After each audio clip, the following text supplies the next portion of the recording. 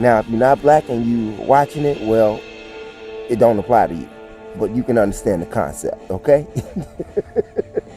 But anyway, first of all, how many of you all have actually researched the material that I've been throwing out there at you? How many? How many have actually been applying something every day in their life that's beneficial for them, for their loved ones, for their neighbors, for their family, friends? Anybody? Anybody besides me? I know you all are working hard, doing the best that you can, and however you do it.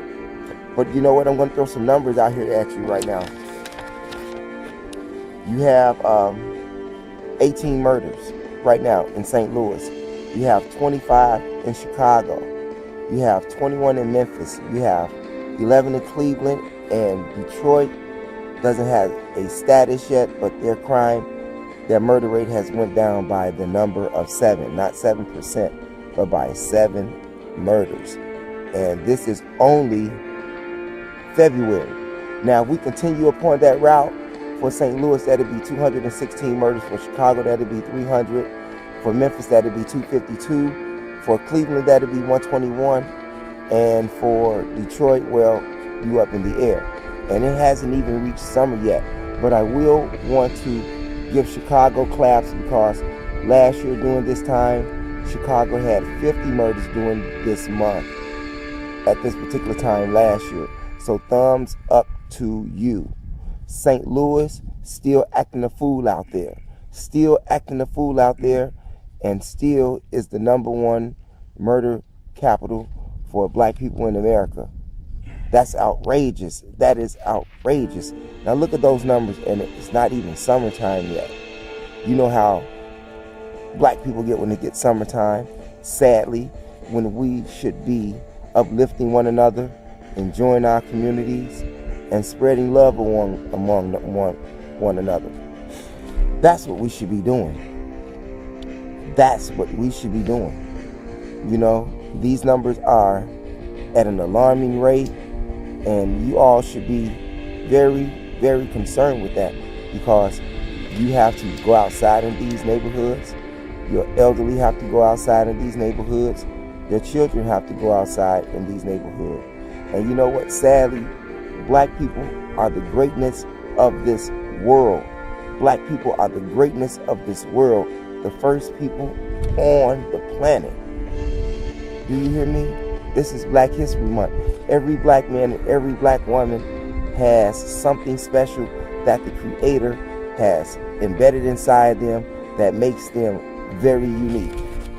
But when this something unique is uncultivated and developed properly, that being becomes animalistic and performs animalistic behavior. You say that we know better. If we know better, why we don't do better?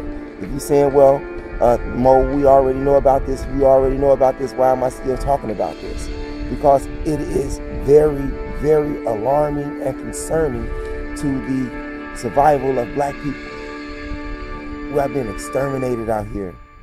Not only by white people, but by our own selves. By our own selves. Now, you can't condemn a beast for feeding upon another animal. You eat what you kill, but if you continue to eat yourself, what happens? You self-terminate. You self-detonate. I'm 50 years old, and I'm thinking about what type of legacy am I going to leave behind to my granddaughter. And not legacy in regards to finances, because we're 400 years behind in that shit. But we have to do something. We have to do something. Our communities are not safe anymore. Our elderly people cannot walk down the street without looking over their shoulders. We have drugs running rampant in our community. Neighborhoods. We have drugs, we have crime, we have prostitution and homosexuality running rampant in our neighborhoods, and we do nothing. And we do nothing.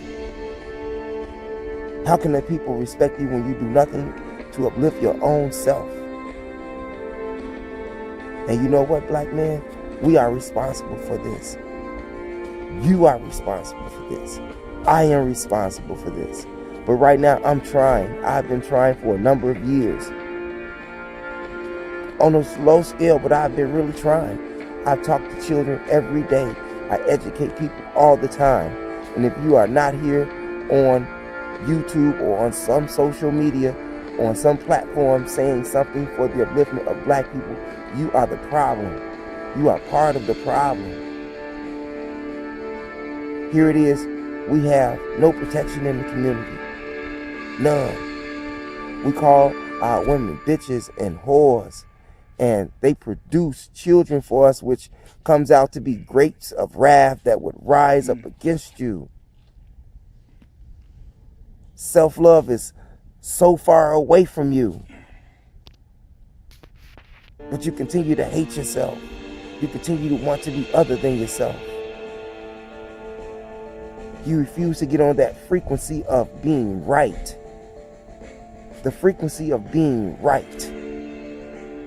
That seed that's already in you. Not something that's outside of you. There's no God, there's no Jehovah, there's no Allah, there's no Jesus that's going to save you. You have to save you. We have to save us. It's that plain and simple. We weren't born with a Quran or a Bible or a Torah strapped to our ass. No, we were born with the DNA of the Creator. That's all that we need. Once you get rid of religion, that also divides us, that divides us and make us act animalistic towards each other. Not to mention the food that we consume. That's why I had proposed a question or asked the question, have you all researched that material that I've been throwing out there in regards to what to eat and not to eat? Because depending upon what you eat, puts you on a certain frequency and allows you or makes you to act a certain way, not only towards yourself, but towards others. It's sad. Black men, I blame you. I blame us. Yes, we've had a lot of help, no doubt, through slavery, through psychological warfare, through biological warfare, through chemical warfare.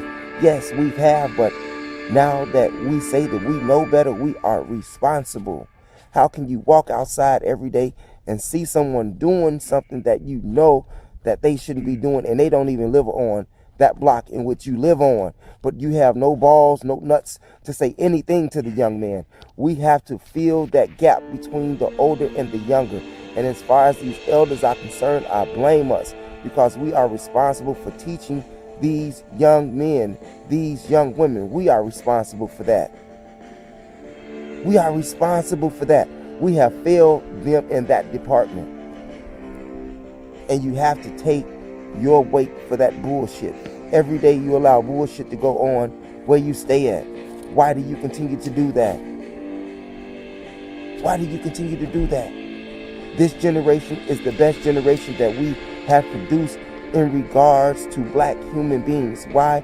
Number one, because they are fearless, okay? Number two, they are not trying to hear that old school dumb-to-dumb religion bullshit, okay? Not even the schools can hold their attention, because the schools are not teaching anything that is going to uplift your spirit, only to make you work for somebody else versus creating something to build something for yourself. It only teaches you how to be something for someone else.